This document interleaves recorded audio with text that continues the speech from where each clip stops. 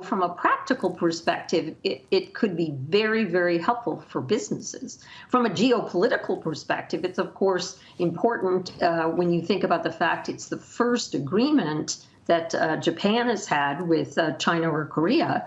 It's the first multilateral free trade agreement that China has had, and it obviously, indicates again to the United States that the world is moving on. All of the U.S. trading partners in Asia are moving on to try to create more efficient, productive trade, and the U.S. is not at the table right now.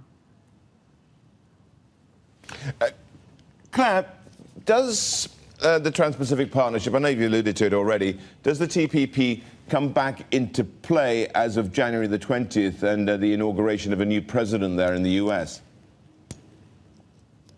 Well, I think the attitude to the outside world takes a paradigm shift, so that I think a Biden administration, even with a very strong focus on combating the coronavirus pandemic and really bringing the U.S. back to prosperity, is going to be looking across the globe to its allies and partners and to those who are important competitors like China to understand how the United States can prosper effectively. There's too many things going on in our globalized economy to think that the United States can actually come back to a robust economic future without thinking about the international dimension. So I would say that it's probably more a kind of weather shift, if you will, an atmospheric shift, at least at the outset, rather than the Biden administration wanting to plunge into doing some kind of very big headline or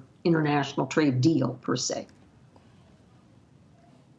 Claire, we know your focus is mainly from the US point of view, but I did want to get your thoughts, if we can, on just the fact that India hasn't signed this RCEP deal, but there is this clause in place that they can, if they want to join at a later date. Is this symbolic as we start to see these big relationships occur with big powerhouses outside of the US, the likes of China perhaps giving a bit of a hand here to India if they do want to join down the track? Well, I would say that all of the nations in that region of Asia are trying to encourage India to join. And obviously, India is such a huge economic powerhouse in and of itself that it would really enhance the scope and importance of an RCEP if India were to join. But India's concerns relate to the fact that it's really afraid that China will be flooding Indian markets with very cheap goods, and that will be hurting a number of the lower income elements and industries in India. So India is quite skeptical of the desirability of joining. And I think India generally has evinced quite a skepticism towards joining these multilateral deals. So I wouldn't hold my breath on India joining soon.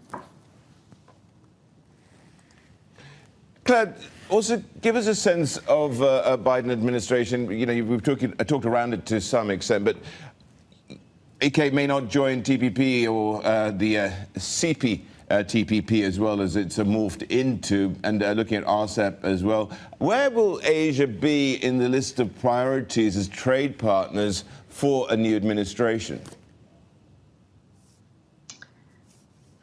That's going to be a complex question. I think the United States' sense of its economic future requires it to reach out to allies, both to help structure a sensible economic future with regard to technology, for example, and with regard to national security and economic security.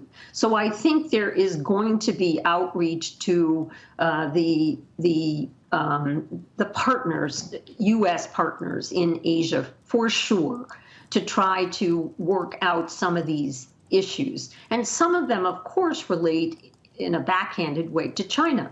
So if there is a concern from a national security perspective about Chinese infrastructure, Chinese technology, Chinese state-owned enterprises, a non-market economy that is driving lots of exports onto world markets and hurting market economies in other countries, then there's a need for there to be a lot of work together to do two things. One, to constrain China, and two, to maybe build a safe space for economic growth among reliable trading partners.